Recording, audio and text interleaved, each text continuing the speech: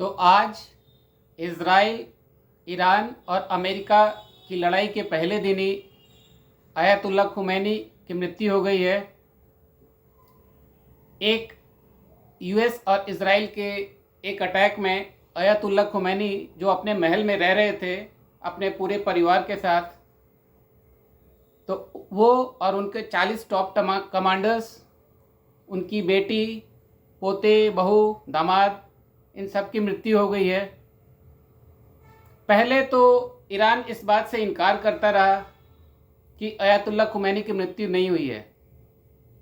कल इज़राइल और अमेरिका ने इस बात की पुष्टि तो कर दी थी, लेकिन आज सुबह सुबह के समाचार में ईरानी मीडिया ने भी इस बात को कंफर्म किया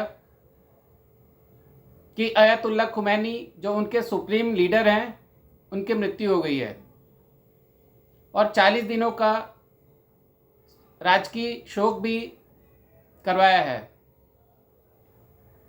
तो अमेरिका का जो मुख्य उद्देश्य था उसको 3 चरणों में तोड़ा जा सकता है। पहला कि आयतुल्लाह खुमैनी को येन केन प्रकारेण हटाना,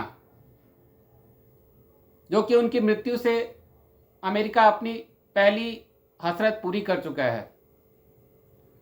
अमेरिका का दूसरा मुख्य उद्देश्य है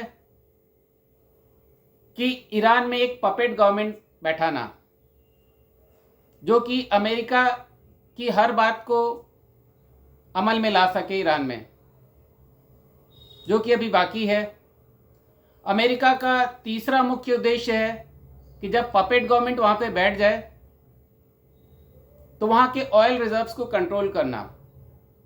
अमेरिका का मुख्य पॉलिसी हर जगह यही रहा है कि वहाँ के ऑयल रिजर्व्स को जा कर के वहाँ के सेनाध्यक्ष को या वहाँ के सुप्रीम लीडर को कंट्रोल करो, जैसे वेनेजुएला में उन लोगों ने किया है। ईरान में भी वही इनकी पॉलिसी रही है। इराक में भी सद्दाम हुसैन के लिए वही उन लोगों ने किया था। यहाँ से अब देखना होगा कि आगे क्या। अभी उनके वारिस की घोषणा होनी बाकी है। वहाँ के जनरल वाहिदी को अब वहाँ का जनरल डिक्लेयर किया गया है।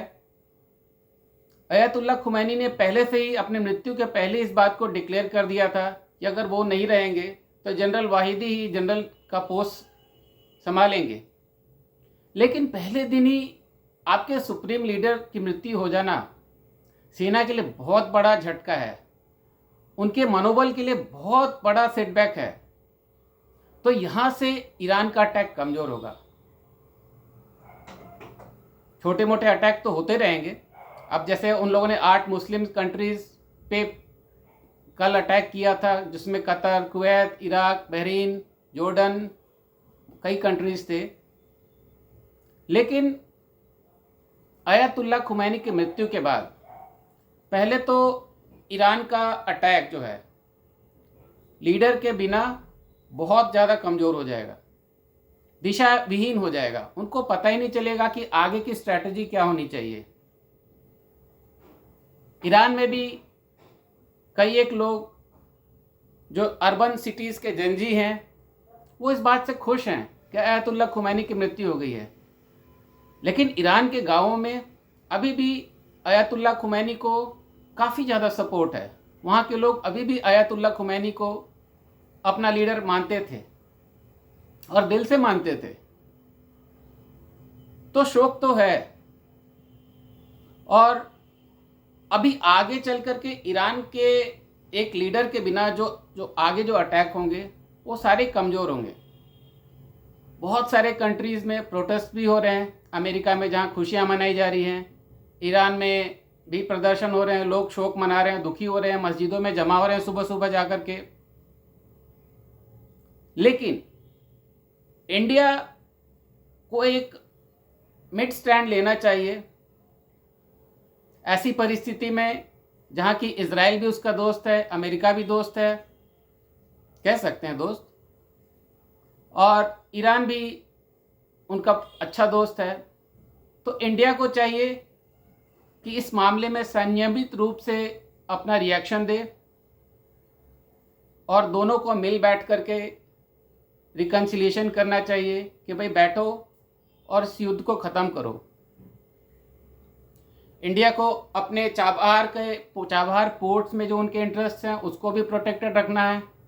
इसराइल के साथ एक जॉइंट डिफेंस प्रोडक्शन चल रहा है, उसको भी प्रोटेक्टेड रखना है। दूसरी तरफ अमेरिका से भी अपने हित साधने हैं। तो इंडिया को एक मिडिल स्टैंड लेना पड़ेगा और संयमित रूप से बिहेव करना पड़ेगा। पाकिस्तान का अभी तक कोई रिएक्शन नहीं आया है, जो कि हमेशा कहता था कि हम ईरान के साथ खड़े रहेंगे। कल यूएई पे भी अटैक हुआ, तो पाकिस्तान और यूएई की ट्रीटी रही है कि भाई किसी भी कंट्री पे अटैक होगा तो वो दूसरे कंट्री पे अटैक माना जाएगा। लेकिन पाकिस्तान का रुख देखना होगा कि पाकिस्तान तो भाई अभी तक चुप है,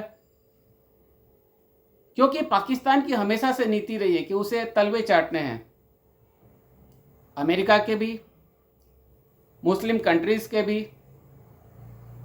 और जहां लड़ाई होती है आगे तो आ जाता है, लेकिन जहां लड़ाई हो जाती है दुम दबा करके पीछे भाग जाता है। तो पाकिस्तान का रिएक्शन इस मामले में अभी देखना होगा। लीडर के बिना ईरान का अटैक कमज़ोर होगा, लेकिन क्या इजराइल और अमेरिका यहाँ रुकेंगे? तो जवाब है नहीं। ईरान के ऊपर इजराइल और अमेरिका का अटैक अभी चलता रहेगा तब तक, जब तक कि ईरान पूरी तरह परास्त न हो जाए या हार एक्सेप्ट न कर ले। उसके बाद वहाँ पे अमेरिका अपना पपेट गवर्नमेंट बैठाएगा। 2-3 महीने में आगे चल कर आप देखेंगे कि वहाँ के ऑयल रिजर्व्स को भी कंट्रोल करने की कोशिश करेगा। तो अमेरिका और इजराइल की तरफ से या ईरान की तरफ से भी ये लड़ाई आयतुल्लाह खुमैनी की मृत्यु के बाद 7 से 10 दिनों से ज़्यादा नहीं खींच सकती है,